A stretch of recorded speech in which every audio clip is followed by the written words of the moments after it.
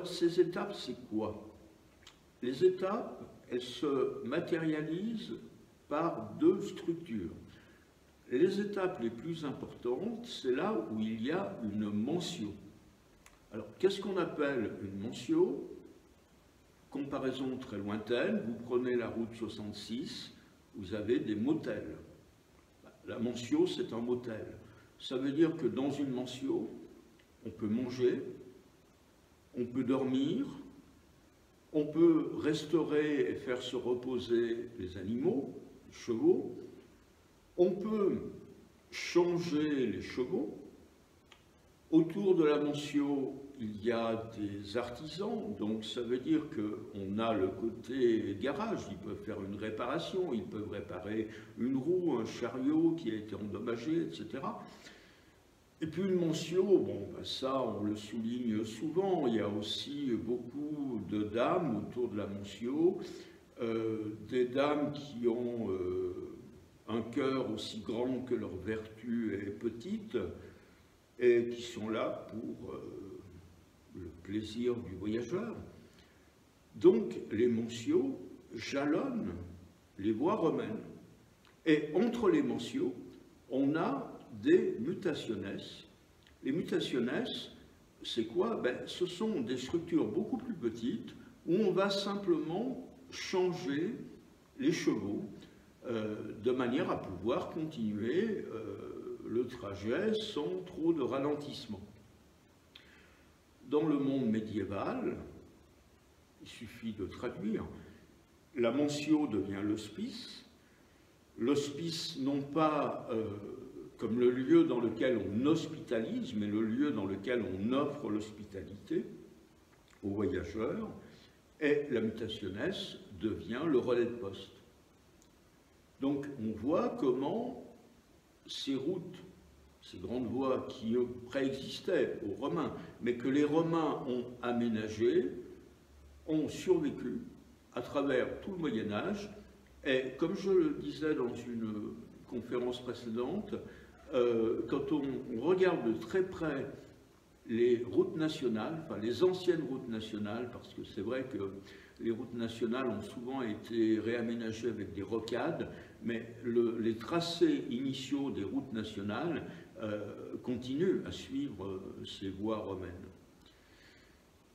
Alors, sur notre trajet, la chose dont on est sûr, c'est qu'une Alpis Graia, c'est-à-dire sur le col de Petit-Saint-Bernard, il y a une mentio.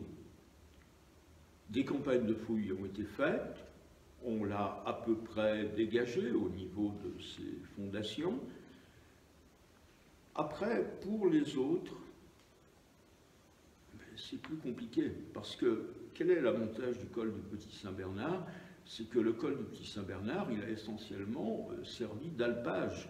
Donc ça veut dire que le sous-sol a été très peu bouleversé.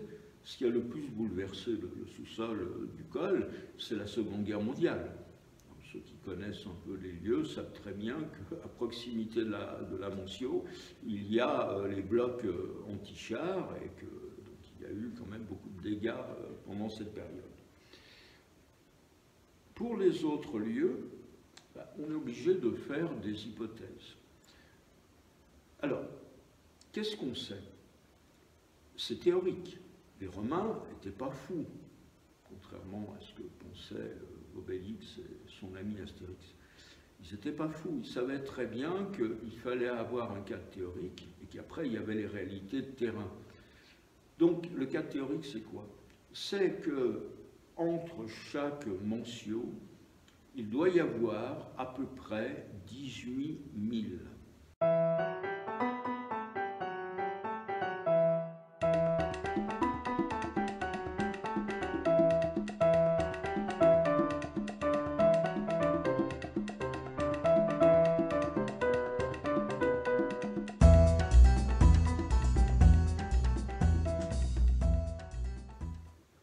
C'est très théorique.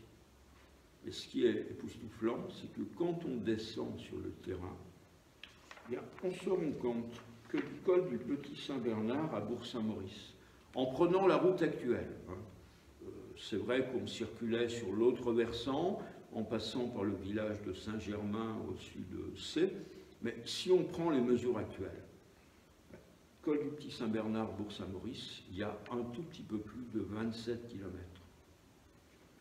De Bourg-Saint-Maurice à Darantasia, il y a un peu plus de 27 km. De Darantasia à Publicanos, si on le place à Albertville, il y a un tout petit peu plus de 27 km. Donc, c'est très théorique, mais il n'empêche que entre le col et Darantasia, et entre Darantasia et Publicanos, on a légèrement plus des 18 000 théoriques. Et puis, pourquoi est-ce qu'on a Axima et Obilona? Bon, Axima, ça peut se comprendre, ça a quand même été la première cité de la province. Mais quand on traduit ça en kilomètres, bien, on se rend compte qu'entre Bergentroum et Axima, entre Axima et Darantasia, Bourg-Saint-Maurice et M et Moutier, on a à peu près 13 km, c'est-à-dire que M est à une distance quasiment égale de Moutier que de Bourg-Saint-Maurice. Et si vous prenez Obilona, Harbin, eh bien, on s'aperçoit que là aussi, on est à peu près à mi-distance entre Darantasia et Ad Publicanos.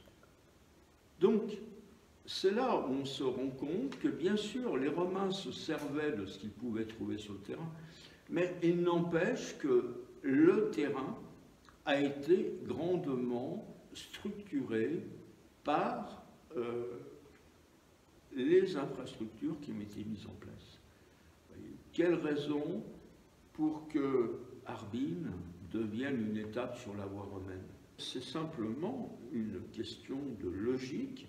C'est parce que dans un déplacement entre Ad Publicanos et Darantasia, ça permettait de faire une pause qui était à peu près au milieu de ce déplacement. Donc, voilà, je crois qu'il faut insister sur ces choses-là. La voie, elle est structurante. Et ce qui a été la chance de Darantasia, c'est d'être sur cette voie. Alors, ce qui est important aussi, c'est que la voie, c'est un peu la colonne vertébrale. Un exemple qui permet de bien comprendre les choses, quand on est à C. Alors C, d'ailleurs, a un nom qui vient de la voie romaine, puisque C, c'est l'équivalent de 6, et ça veut dire qu'on est à la 6e borne. À C, il y a un lieu dit qui s'appelle Trèves. C'est quand on va sortir de C en direction de Bourg-Saint-Maurice, là où il y a un camping. Trèves.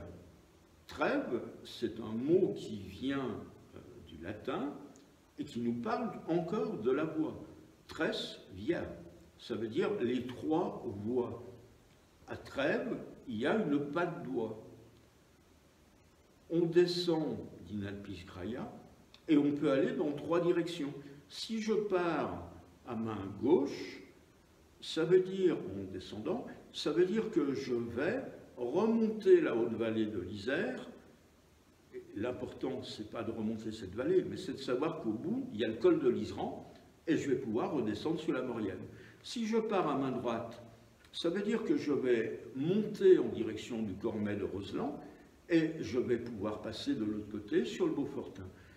Et si je prends la 3e voie, c'est celle qui descend et c'est celle qui va me permettre ensuite d'aller Bergentroum, Maxima, etc. Donc c'est ça qui est intéressant, c'est que sur ces voies, il y a des endroits très importants où on a ces bifurcations qui permettent après de circuler avec des voies plus secondaires. Et qu'est-ce qui a fait l'intérêt de Darantasia? C'est que Darantasia aurait pu s'appeler Trèves. Pourquoi est-ce qu'on a les 4 chemins? C'est tout simplement parce que Darantasia, c'est une patte d'oie. Le premier chemin, la patte de Montnoy, c'est celle qui descend de la Haute-Tarentaise.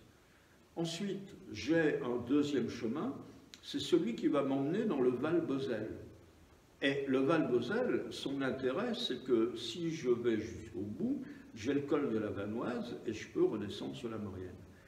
Ensuite, j'ai une deuxième voie, c'est celle qui va me permettre de monter dans la vallée des Bellevilles. Et ce qui est intéressant, c'est que j'ai le perron des Encombres qui me permet là aussi de redescendre sur la Maurienne.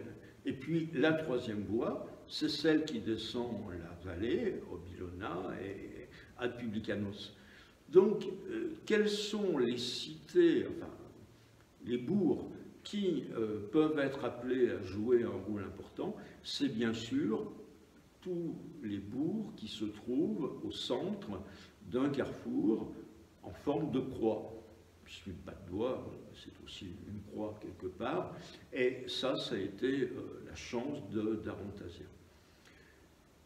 Donc maintenant, on a vu la position dans la vallée, à égale distance de Bergentroum et d'Ad Publicanos.